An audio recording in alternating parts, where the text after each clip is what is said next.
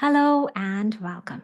Today we are talking about co creation with the universe. And I'm so excited because in this episode, I'm going to share the 5-star framework that I use with my clients to birth their ideas into reality quickly. And that is the exact method that I'm sharing with you as well. I teach them how to surrender. And as I say that, I know some of you are going like, that is just so slow. But I'm going to explain to you what surrendering really is. How do you connect with your higher self?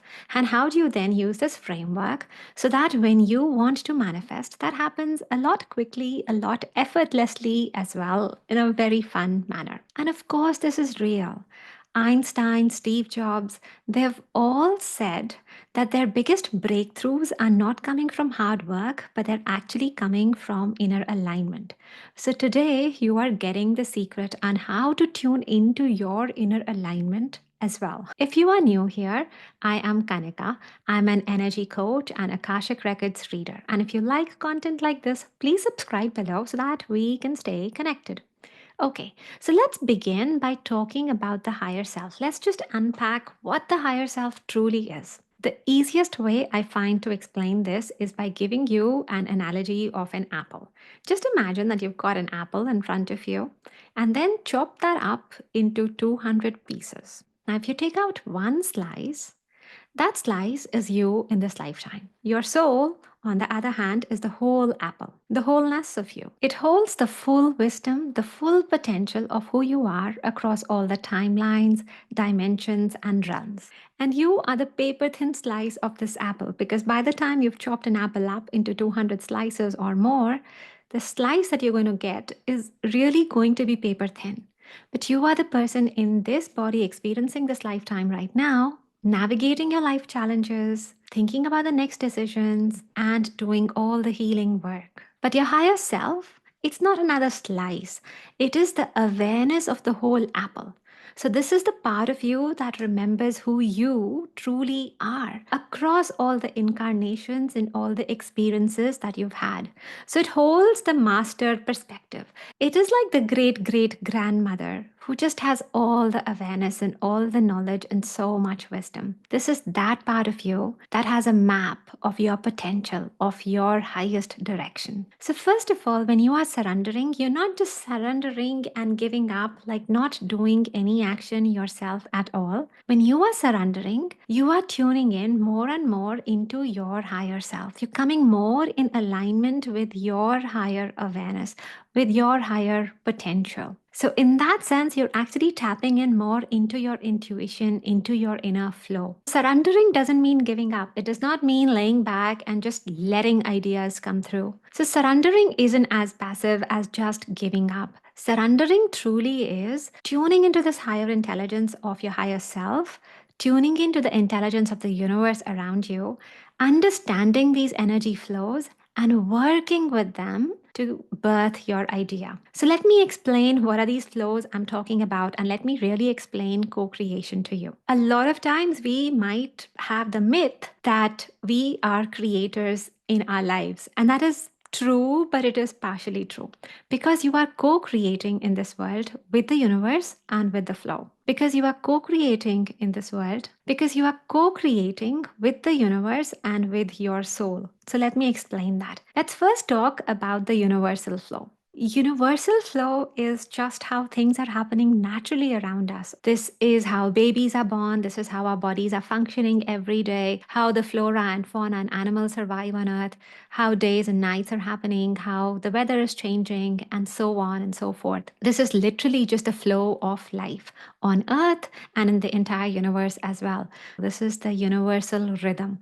So there is an overarching current of the whole universe where this life is going by itself. Think of the universal flow as how life on earth is supposed to shape up anyway. If I had to give a metaphor here, I would use an ant and an elephant. The elephant is the universal flow where things are just naturally happening, and us mortal beings would be the ant. If we are trying to actually push the elephant away, we just have no force here. But yet, a lot of times, we as human beings tend to be doing that. We tend to want to control the outcome. And whenever you want to do that, I encourage you to think about the elephant. Because try as you may, the universe just has a flow to it.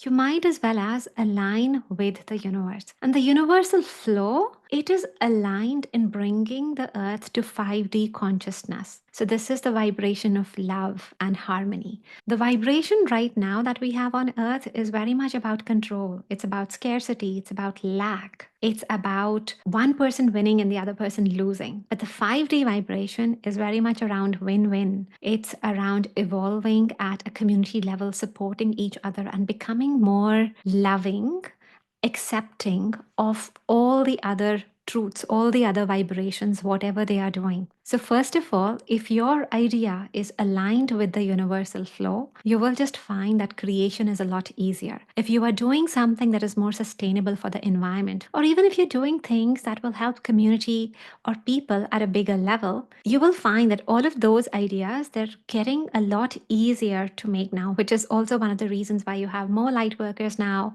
why you have more people who are wanting to start their own businesses. The next major flow after the universal flow is the soul's flow. What is the direction that your soul decided to move into? What does it really want to understand and explore? Think of your soul as if it really wants to do a thesis in some subject. And hence, when it splits up, as in you are incarnating in your lifetime, and then the other parts of your soul which are going out and exploring in other dimensions as well, you are working in understanding one theme. Whatever your soul wants to do, maybe it wants to explore love, maybe it wants to work with animals, your soul will then choose your lifetimes, that is, this lifetime and all the other incarnations or experiences. It chooses those across that topic because it really wants to understand that a lot more. And hence, again, whatever you are wanting to manifest, it is easier for you if it matches your soul's flow.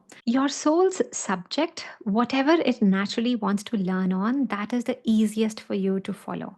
Let's say your soul really wants to work around animals. Then, if you're doing something that's related to animals, that will be the easiest for you because you just have a lot of knowledge to tap into. And honestly, that is the direction that your soul is going into as well. So, you're not going against the current, but you're flowing with the current. We've talked about the universal flow, we've talked about the soul flow. And the third major flow that you have is your body. It is the vehicle that allows you to do anything in this life. So, what is your body really wanting? Your body, as well, actually carries trauma and memories from all your previous incarnations. If your body is carrying some fears around being seen, around speaking its truth, then you might in the body really want to get up on stage and have a big audience doing your stand up comedies. But you will find it really hard if your body at some level is just resisting the whole thing. The good news here is that whatever fears and doubts your body is acting out of, they can all be cleared and they can all be healed. So you can still move ahead in your direction. You just need to align more with the universal flow. You need to align more with your soul purpose, and you need to surrender to these bigger flows so that you are actually more in tune with your higher self. You're more in tune with your higher intelligence, and then the ongoing path gets a lot easier. Now, let's talk about the 5-part method to energetic surrender because I guess you're dying to know how you can really fast track your manifesting.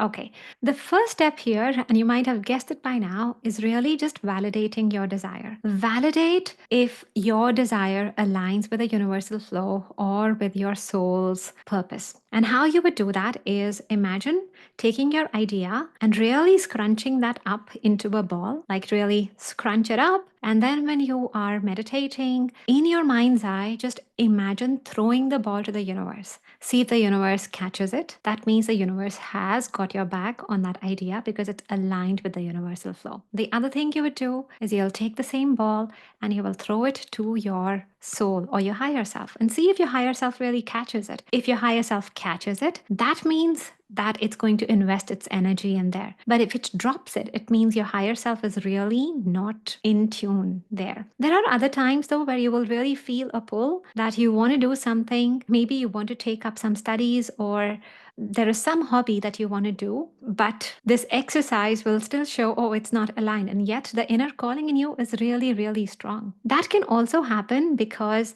you have some past life karma that's coming out now, or there's some inner part in you that really wants to do that. So it's totally up to you. You can go ahead and you can invest in your hobby, or you could also work in clearing that energy. As I say this, I know examples where people really want to do their things, even if this exercise shows them something else. They really feel a pull to do something that is not really showing to be universally aligned or soul aligned. It could be that these ideas are coming from your family or someone you really admire. So just look at that, investigate that during your meditations, and see where your desire is truly coming from. Because before you embark on the path of investing all that time and energy, you really wanted to know whether this is truly your calling or not. The easiest, the most effortless way is to align with your higher self and the universal flow. If you do this exercise with your body and you find your body in resistance, that's a completely different story, though, because a lot of times your body will be in resistance. In fact, I have not found anyone till date that I've worked with where their body is in complete alignment. So, this brings me to step two. Step two is really to pause, center, and recalibrate with your body. Now, as I start talking about the body, there are a few different things I want you to understand about your body. Your body is the vehicle that you have chosen in this lifetime to do everything. So, first of all, understand that you cannot railroad over your body because it is the primary vehicle where you are getting everything from. If your body feels like it is afraid of something, if it is feeling doubtful, that is actually coming from some memory somewhere. That might be coming from some ancestors because they have donated energy to your body to be incarnated. That might be coming from your past lives. That might be coming from something that's happened in your growing up years. Your job then becomes to heal that bit. And once you've healed, you can integrate all your thoughts and emotions into really bringing your idea into reality. The trouble that happens at this step is that there's a logical part of you that just wants to push forward, that goes like, I know this is what has to be done. So even though you're feeling afraid of being visible, there is a part of you that is thinking, oh, I cannot speak my truth because there might have been a past lifetime where you were murdered for actually seeing something that others did not want to hear. This step is about pausing and connecting with your body, really integrating with as a team. And yet, what I find time and again is that people try to bulldoze over the body. They think logically this is what they've got to do. They rush into doing that step. They will make the presentations, they will start putting out posts, and then they will get really tired and fatigued because none of that effort is giving them results. And it will not, because if your body is acting as a gatekeeper for your safety, if your body is not ready, it's your vehicle that's not ready, you're just not fully in it. This is where people go into circles and they feel like they are doing a lot of the hard work with zero results. They're doing a lot of the hard work with very little results because your body is not aligned. You really don't even need to do the action part till your body is aligned. Look, if your body is feeling that it cannot be seen because there was a past lifetime where you got murdered for speaking the truth, your body feels very scared right now in this lifetime to be more vulnerable. Now, you might be listening to another mentor who's telling you, hey, be more vulnerable because that is how people will come to you. You might actually even see that in your meditations that you need to be more vulnerable. But that might just be part of your truth. Your body needs to be ready for that. If you have your inner parts inside you that are fighting that idea, it is just going to be a lot harder. There's this big part in you that wants to bulldoze forward and move ahead with a direction. So it's charging ahead. And yet there are these little voices, these little thoughts, emotions, feelings that haven't been resolved fully. They're like, we don't really want to be there. So it's like you are charging ahead. You're this big warrior, really wanting to go ahead and charge. But then there are 10 or 100 parts behind you that are just pulling themselves back because they are so scared. If your body is scared, you're not going to be able to do it because your body's primary motive is to keep you safe. Its primary motive is to keep you alive. Hence, the encouragement here is that integrate your desire with your body as best as possible. Work with the body, work with the emotions. Often, the emotions and your inner parts, they just want to be seen, heard, valued. They just need to be told that, hey, when we are going to do this time, we are not going to suffer, we are not going to be killed for it, we will not have those bad things repeat to us again. When you do that, all those parts, they actually work in hand with you. So instead of pulling you back, they are more aligned with you, and it's a much easier climb for you ahead. When you've worked with these parts, they're a lot more aligned with you, and then your climb is a lot faster. Now, the third step here is to clarify and embody your energetic intention. What I mean here is that a lot of times, what you want to do is a wish, and a wish is a light thing. Think, oh, I could open the cafe and maybe I could do this job. Your intent, your desire is just not as strong. Until it is not as strong, it just cannot manifest. Because everything that is manifested in this world, everything that is physical, it has density, it has weight. So if your desire is a fluffy desire, it can be blown away. If your desire is more intentful, if your belief is higher in there, if it has density energetically, then it has chances to come into life physically. If your desire has depth to it, if your desire has depth to it, it has some weight, it has some intensity, there is some strong belief in your calling, then it claims the right to be physical in this world. But if it's just fluffy, if you are not fully set up in what you want to do, if you're exploring other ideas, or if you're constantly sabotaging yourself as well, that I don't think I'll be successful in here, then you just have not given your wish enough weightage, enough density to be able to come into physical life. If your wish is really fluffy, that you are not 100% sure about it, you are just wandering between few different ideas, or if you feel constantly afraid that, oh, I am on this path, but what if it falls down? You're thinking about fallback plans. Then, by the nature of your actions, you are taking away energy from your wish. It becomes very light to incarnate. It becomes very light to be able to manifest in the physical world. For anything to manifest in the physical world, it has to be dense enough. Hence, the advice here is that whatever intent you want to bring into the world, really be intentful. Really have your belief there. Really say and own it with every single cell in your body that this is what you are going to do. Because your belief is what creates the whole universal flow. It aligns your soul energy on there as well. Otherwise, if you're just too floaty amongst everything, then the universal energy or your soul energy as well, they just don't know where they have to go because you are going between few different things. The more intensity you give to one intention, the higher your chances are to manifest that into real life. The fourth step is to balance your divine feminine and your divine masculine. Masculine energy is really around the structure, the strategy, the actions that you are going to do.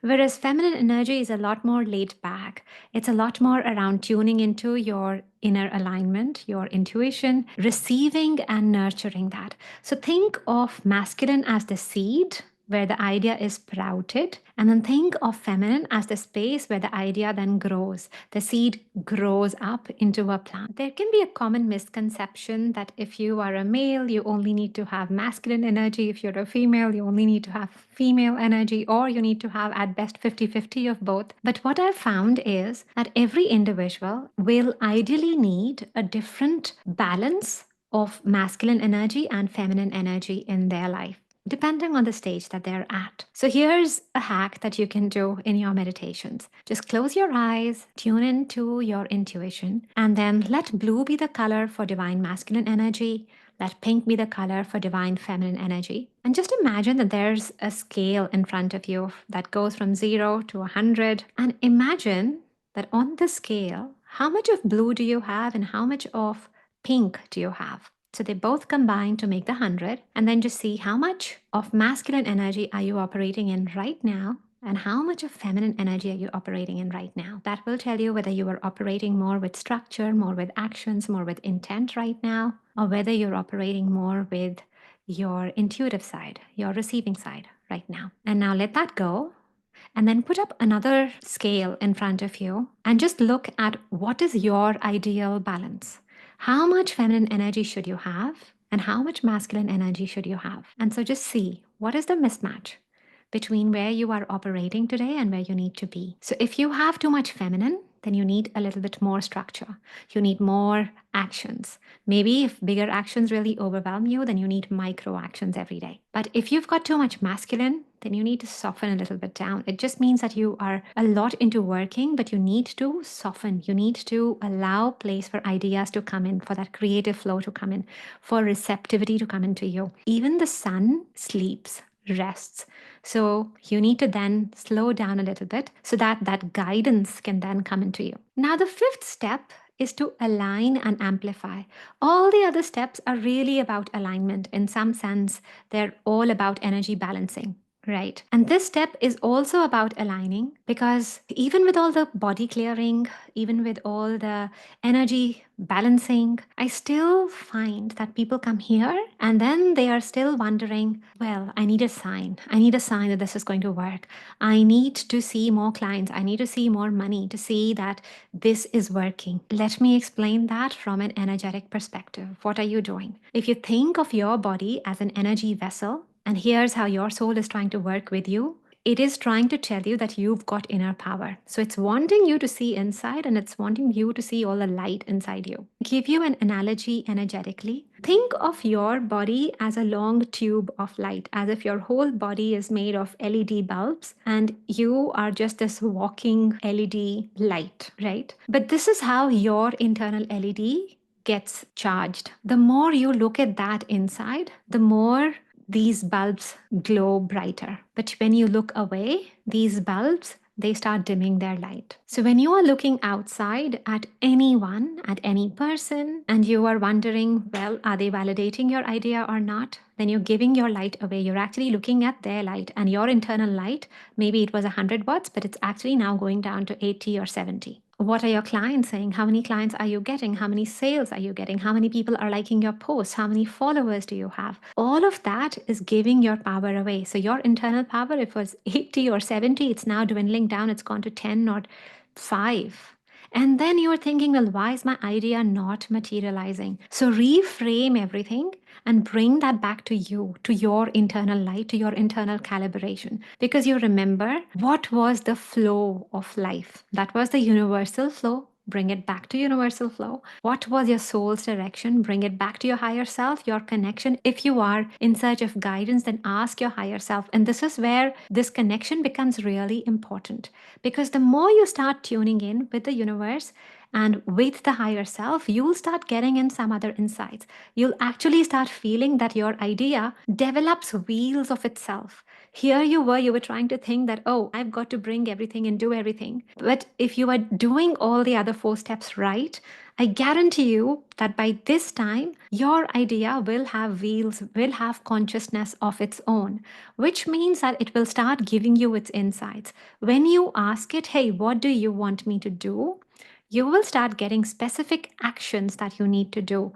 Maybe you need to reach out to some person that you knew in the past. The other gurus might be telling you you need to go out on Instagram and do 100 of these things. But listen to your higher self because before you were born, your higher self already mapped out a proper plan for you. It already mapped out the key people that will help you in your life. It already mapped out the clients that you are going to help or how advancement is going to happen for you. All of that is already there. You just do not see it. Your inner path, your aligned path is likely going to be very different than what another marketing guru says or another mentor says. I'm not saying here that you don't listen to another coach or follow the guidance of another book or course. I'm definitely not saying that. But what I'm saying is that look into what they have to say and tune in with your higher self because somebody's success might have come through YouTube or Instagram or whatever their path is. But If YouTube is not the easiest for you according to your blueprint, then chances are that even if you follow all of their steps, it might not work out for you still because it's just not meant for you that way. When you're doing things that are more aligned to you, that are coming from your higher self guidance, they will be a lot easier. I know people who have done nothing, just posted on Fiverr and gone to sleep, then woken up to just see a lot of orders flowing for them. And that's because one of the editors decided to curate their gig, so it just showed up in a lot of search results, and she got a lot of orders from that. So, what someone else is telling you, that marketing formula, that applies uniquely to their soul. And that would have been true for them because that aligned to their blueprint. But your higher self is different. Hence, tune into your higher self to figure out what are the easiest ways for you to work. I often encourage my clients to ask their higher self about the next steps, about the next actions they should do, because you might be surprised. They might be very different than posting on social medias 2 or 3, because that might be very different because the ideas that your higher self gives you are going to be more aligned and easier for you. So when you are aligning and amplifying your intention, you are not really looking for signs outside. You might be following guidance or how to guides from someone else, but your first step that is coming is from your inner guidance. And then when you're following the mini steps and the guidance, your belief internally is very strong. I'll share a personal story here just to clarify this a little bit more. A lot of you would know that I lost my daughter when I was 31 weeks pregnant with her. And this is actually what started me on the whole journey of energy healing. But at that time, I was really struggling when I had just lost her. I did not have any spiritual teachers at the time. I really did not know how to connect with her, but my desire to connect with her was very strong for so many reasons. I wanted to understand why she had died. I wanted to really connect with her. I just wanted to know as a mom that she was okay. I wanted to apologize with her. I just wanted to have a chat with her, just like any mom would want to connect with her child. And so when I would speak with the universe at that time, even though I had just no idea of how it would happen, I would just tell the universe that I want to talk to my daughter. You need to help me talk to my daughter. And belief, that did not even cross my mind because it was a non negotiable for me. I did not think whether this was possible or not. And this was just so technically speaking way out of my reach. I was an engineer, I was an MBA professional. I had no idea about my psychic abilities at that time. So it was a far stretch by any means, but I wasn't questioning the idea at all. My desire there was just so strong and just so intentful in that sense that this has to happen, that it happened. I found the teachers like literally out of nowhere. Even today, if I Google that teacher where I began my search, he's very hard to find on Google. The website exists, but there's almost no social presence. It is just a miracle that I got in touch with him. So, summing up, here is what I want you to take away from these 5 steps. First, when you surrender, surrender might feel as if you're just supposed to lay back and not do anything at all, but that is not true. Surrender means that actually align with the inner flow. You are bringing your whole existence, your body, into that energetic alignment as well. And when you start with your desire, start with a desire that is going to be more aligned with the universal flow. It is going to be more aligned with the soul purpose. And it also means balancing your divine feminine and your divine masculine. It means resting and working. It means doing the strategies, but also allowing the space to receive. So when you are surrendering this way, you are not losing power. Actually, on the contrary, you are aligning your desire with your soul's purpose and the universal flow of energy. So, if that is the universal flow of energy and it's the same direction in which your intent is flowing as well, the universe is meant to bring your purpose into reality. So, isn't that beautiful? So, if you are ready to stop forcing your way through life and really create out of ease and alignment, then I invite you to book a free clarity call with me. You can do that at artoflifecenter.com/call. This is where I'll talk about what are the energetic blocks currently going on with your desire and how you can move on to your next steps. So that's all for today. If you have any questions, please leave them in the comments below and I will do my best to get back to you. Keep smiling, keep creating, and I will see you next time. I am Kanika, your energy coach.